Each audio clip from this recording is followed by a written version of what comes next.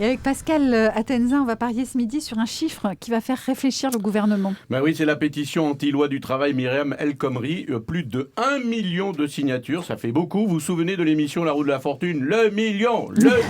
Eh bien, ça y est, on y est. Et puis la comparaison avec la roue de la fortune est justifiée. Quand on lit la loi El Khomri, on voit bien que la roue c'est pour nous et la fortune c'est pour les patrons. Et oui, voilà, je viens de faire une vanne engagée qu'on appelle dans le métier une guibedos. Ouais, j'en aurai d'autres. Hein. J'aimerais pas être à la place de Myriam El Khomri. Plus de 1 million de Français contre elle. D'ailleurs, la semaine dernière, elle a fait un petit malaise, pas très grave. Alors, elle a expliqué qu'elle était dans sa salle de bain, elle a glissé, elle s'est cogné la tête, elle s'est évanouie et à son réveil, incroyable, elle était de droite. Et d'un seul coup, elle ne sait pas pourquoi, elle a eu une envie irrépressible de licencier des gens, de repousser la retraite à 70 ans, la semaine de travail à 60 heures, le travail le dimanche. Elle a lu 3 fois le livre de Nicolas Sarkozy. Elle a voulu faire les boutiques avec Rachida Dati, c'est un truc de droite ça. Manger des pains au chocolat avec Jean-François Copé et elle appelait Pierre Gattaz papa. Myriam El Khomri et Emmanuel Macron, ils sont un peu comme dans le film La vie est un long fleuve tranquille. Vous savez, les bébés qui ont été échangés, l'enfant des riches chez les pauvres et l'enfant des pauvres chez les riches.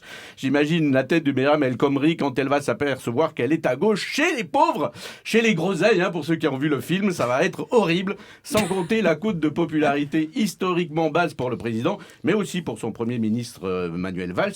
Donc j'ai une petite pensée pour Jean-Vincent Placé. Il voulait à tout prix un poste dans ce gouvernement, il l'a eu, au pire moment, quand tout le monde te déteste. Voilà, sympa pour lui, allez courage, ça va plus être très très long. Bon, il y a une autre famille politique qui est en pleine crise. Et oui, c'est le Front National, vous le savez, ça va pas très bien entre la fille et le père. Et cette année, gros changement, il n'y aura pas non plus de défilé du 1er mai, vous savez, historiquement, pour honorer Jeanne d'Arc. À la place, ils organisent un grand banquet patriotique. Alors, banquet patriotique, ça veut dire qu'il n'y aura pas de couscous. Bien sûr, ni taboulé, tout ça, c'est fini. Du coup, Marine Le Pen va y inviter son père Jean-Marie. Donc, c'est un peu l'invité du dîner de con, évidemment. Donc, pas de défilé, mais un grand banquet. Et Jeanne d'Arc, dans tout ça, vous allez me dire, eh bien justement, pour tout de même honorer Jeanne d'Arc, le grand banquet, ce sera un grand barbecue au feu de bois, avec crème brûlée au dessert. Voilà, ça a le goût de Jeanne d'Arc, ça a l'odeur de Jeanne d'Arc, mais c'est pas du Jeanne d'Arc. Voilà, ce sera le 1er mai si vous voulez y aller. Dernier pari du jour, la Chine qui connaît une crise économique et qui annonce un plan social de 6 millions de salariés. Absolument, vous voyez la Chine qu'on accuse de tout copier, eh bien voilà, il copie la France.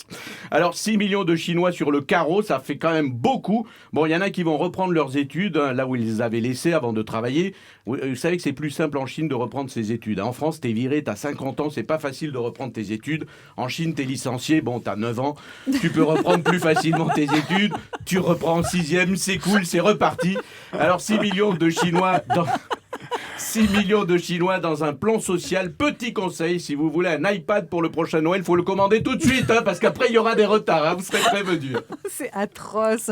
Merci Pascal, c'est Pascal Atenza, les paris de l'info qu'on retrouve tous les jours à 13h10 dans France Bleu Midi, ensemble.